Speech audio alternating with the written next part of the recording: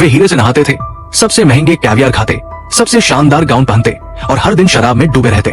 ऐसे ही कितने दिन बीत गए ये उन्हें खुद नहीं पता। ऐशो आराम की जिंदगी के बाद जब घर में हर तरफ बिखराव और गंदगी थी, महिला अब पहले जैसी खुश नहीं थी। वो अब खाली और थकी हुई महसूस करने लगी थी। एक दिन आदमी अपनी पत्नी को एक बच्चे का कमरा दिखाने ले गया, जिसे उसने खास तरीके से सजाया था, क्योंकि वो एक बच्चा चाहता था।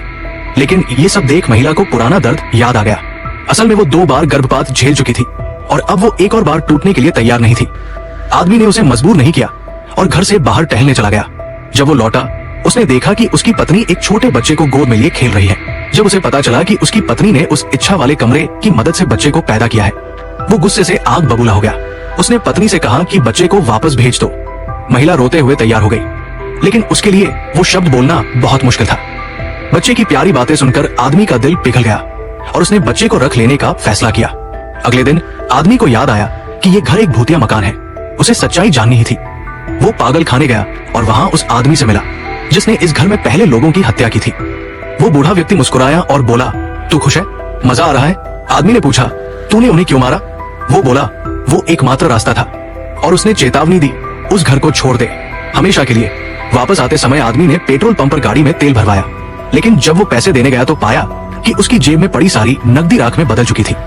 वो घबरा गया और दौड़ता हुआ घर आया। उसने एक बंडल नोट खिड़की से नीचे फेंका, वो भी उड़ते ही राख बन गया। उसने एक मशहूर पेंटिंग को बाहर रखा, उसका जो हिस्सा घर के बाहर था वो भी राख बन गया।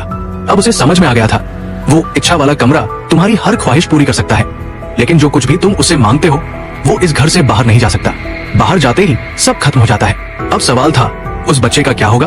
पति डर गया, क्या बच्चा भी राख बन जाएगा? तभी उसकी पत्नी बच्चे को धूप में ले जाने लगी। आदमी रोकना चाहता था, लेकिन कुछ नहीं बोला।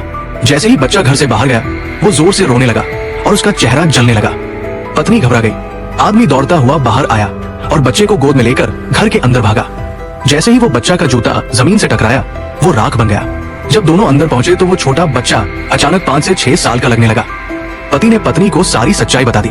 पत्नी को लगा जैसे अब ये बच्चा हमेशा इसी घर में बंद रहेगा, लेकिन उस बच्चे को देखकर मासूम और प्यारा, पत्नी ने ठान लिया अब वो इसे यही पालेंगी। अब वो हर दिन घर में रहकर उस बच्चे को पढ़ाने और समझाने लगी। मगर बच्चा अब पहले जैसा नहीं था। वो घंटों खिड़की के बाहर देखता रहता। शायद किसी भी इंसान की फितरत है कि वो अज्ञात को जानना चाहता है।